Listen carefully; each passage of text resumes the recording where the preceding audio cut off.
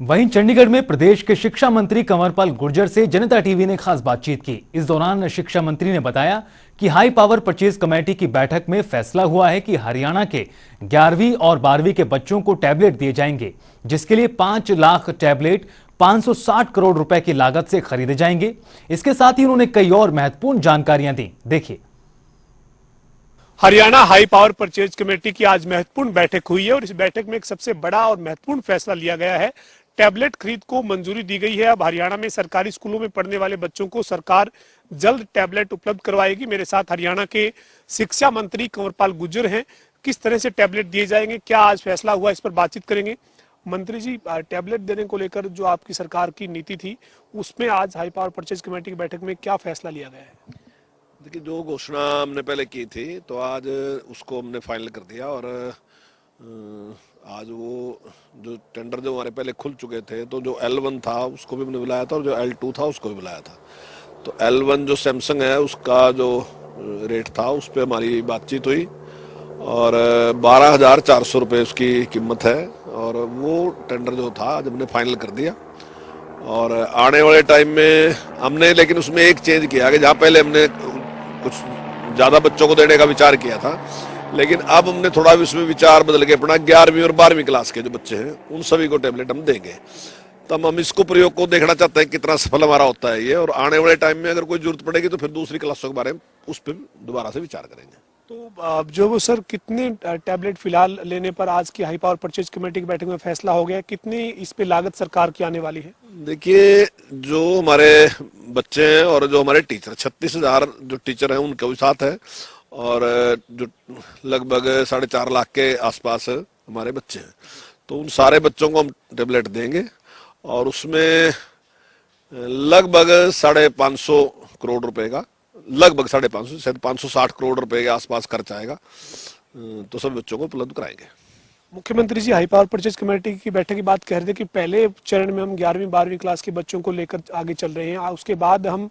उसमें जैसा आपने बताया कि हर साल एक क्लास को और जोड़ने पर विचार करेंगे, तो इसका पहले नतीजा क्या रहता है, बच्चों को कितना इसका फायदा होता है, उसके आधार पर आगे बढ़ेंगे? हाँ, निश्चित तौर से हम, हालांकि पहले हमने जो था हमारा 8,06,000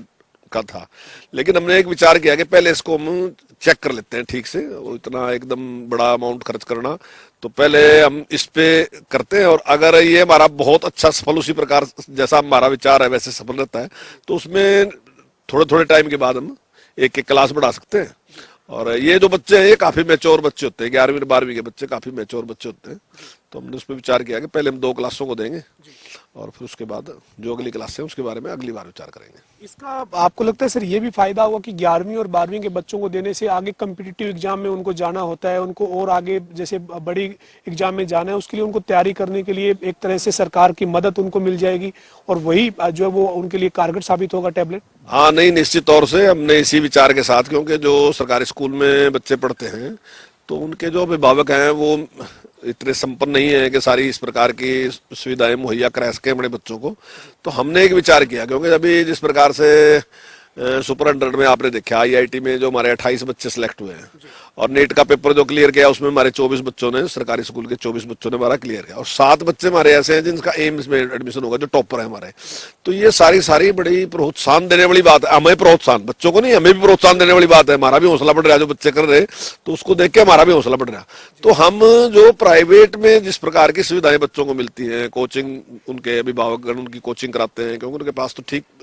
साधन है, तो लेकिन जो सरकारी स्कूल में उनके लिए बड़ी समस्या है, तो हम चाहते हैं कि उनके पास इंटेलिजेंसी तो है, किसी प्रकार की कमी नहीं, ना उन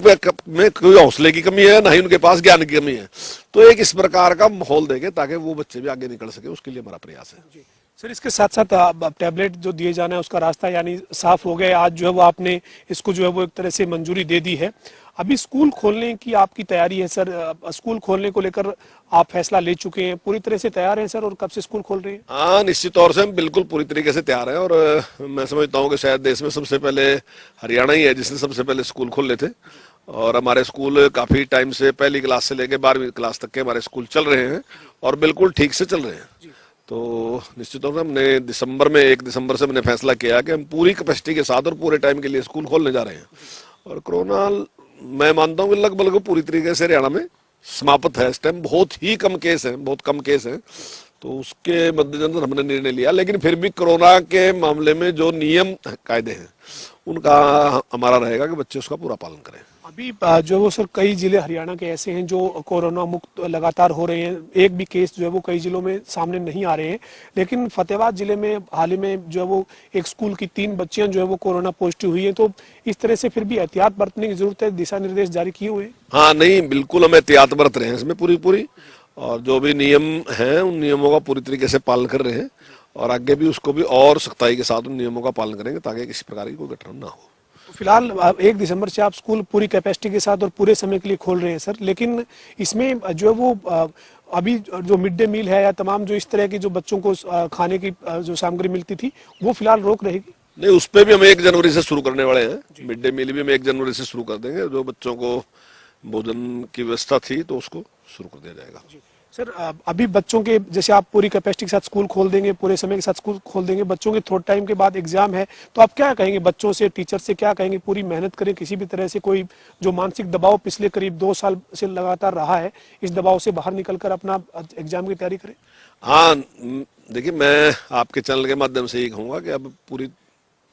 ताकत के साथ, पूरा तैयारी के साथ सभी बच्चे पूरी तैयारी करें,